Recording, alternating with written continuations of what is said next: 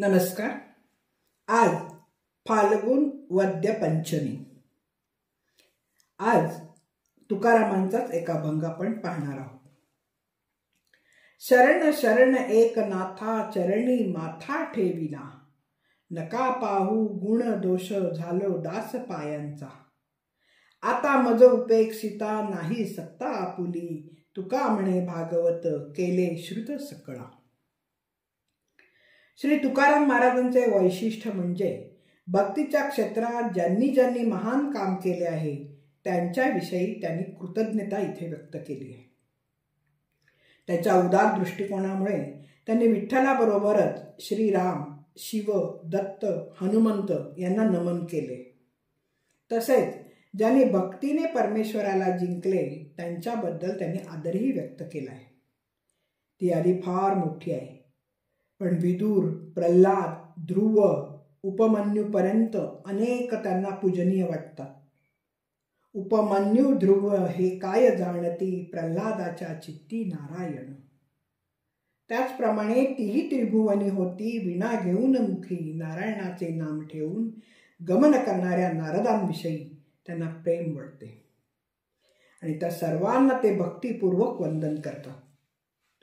त्याचप्रमाणे ज्यांनी महाराष्ट्रातील मराठी भाषिकांच्या पुढे विठ्ठल भक्तीचा आदर्श उपस्थित केला त्या ज्ञानेश्वर, सावतामाळी, नरहरी सोनार, चोखामेळा, नामदेव, जनाबाई, दामाजी, गोरा कुंभार यांच्याबरोबरच त्यांच्यानंतर 250 वर्षांनी होऊन गेलेल्या एकनाथांच्या विषयी सुद्धा त्यांनी नितांत श्रद्धा व्यक्त केली. त्यांच्या चरणी माथा ठेवलाय. तुकोबांच्या सारखा खरा ज्ञानी भक्त आपल्या कर्तृत्वाचा अहंकार कधीही जोपासत नसतो. तो कमालीचा नम्र होऊन आपले अवघे कर्तृत्व संतांच्यामुळे लोकांना कळले असं सांगून त्याचे श्रेय त्यांना देतो. विठ्ठल, सद्गुरू आणि पूर्वसुरींनी म्हणजे संतांना तो श्रेय देतो. तुकारामांनी ज्ञानेश्वरांना ज्ञानी यांचा राजा गुरु महाराव म्हणून त्यांचे श्रेष्ठत्व मान्य केले. त्यांनी मुक्तीची गवांडी घालून वैष्णवांची मांदियाळी मिळवली. त्यामुळे तुकाराम त्यांच्यात कर्तृत्वाने दिपून गेले होते आणि त्यांचे ऋण त्यांनी मान्य केले. शेवटी त्यांच्या चरणी नतमस्तक झाले. म्हणून ठेविली पायी डोई. नाथांचे तत्वज्ञानच त्यांनी सोपं करून सांगितलं. भागवत धर्माचा उपदेष्टा भगवान कृष्ण आणि त्याचा उपदेश ज्ञानदेवांनी सांगितला होता.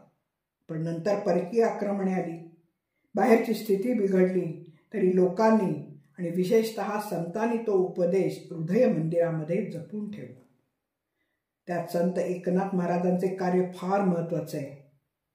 त्यांनी ज्ञानेश्वरांनी प्रज्वलित केलेल्या ज्ञानदीपाला विझू न देता स्वतः अनेक प्रयत्न करून स्वधर्म आणि स्वसंस्कृती टिकवण्याचं महान कार्य केलं. ज्ञानेश्वरांच्या कार्याचे सूत्र एकनाथांनी हाती घेऊन आपला एकादश स्कंदावरील टीका लिहिली. भागवत धर्म जागवण्याचे ते काम होते.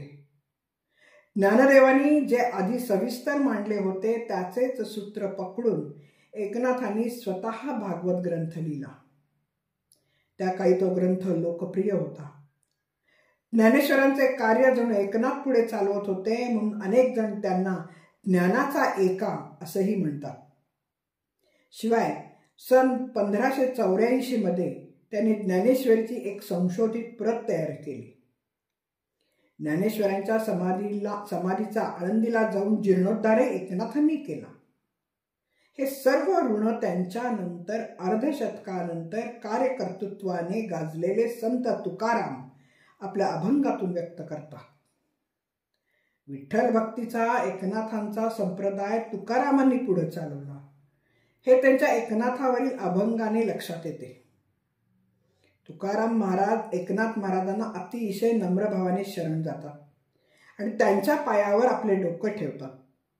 ते अर्जवाने मोठ्या आर्ततेने एकनाथ महाराजांना विनवतात की हे नाथा, तुम्ही माझे गुण दोष मुळीच पाहू नका, कारण मी आता पूर्णपणे तुमच्या चरणांचा दास झालोय. आता तुम्ही माझी उपेक्षा करू शकणारच नाही, कारण मी आपल्या चरणांना शरण आलो आहे. आता तुमची सत्ता चालणार नाही. शेवटी तुकाराम एकनाथांच्या भागवताचा गौरव करून म्हणतात की एकनाथ महाराज, तुमच्या भागवताने भक्ती सर्वांच्या मध्ये प्रसारित झाली आहे. लोकांना भक्तीचे वर्म कळले. तुकारामांनी अनेक अभंगात त्यांचा प्रभाव ग्रहण केला.